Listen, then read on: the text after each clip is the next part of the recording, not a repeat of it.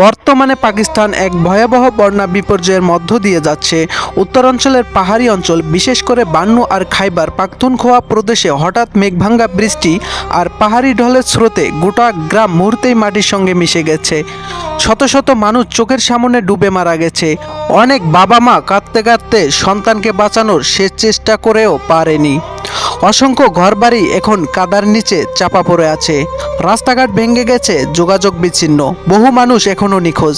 চারিদিকে শুধু কান্নার শব্দ, আহাজারি আর মরাদেহের গন্ধ। ক্ষুধার্ত শিশুদের শুধু কান্না আর শুকনো ঠোঁটের চাওয়া, আম্মা একটু পানি দাও।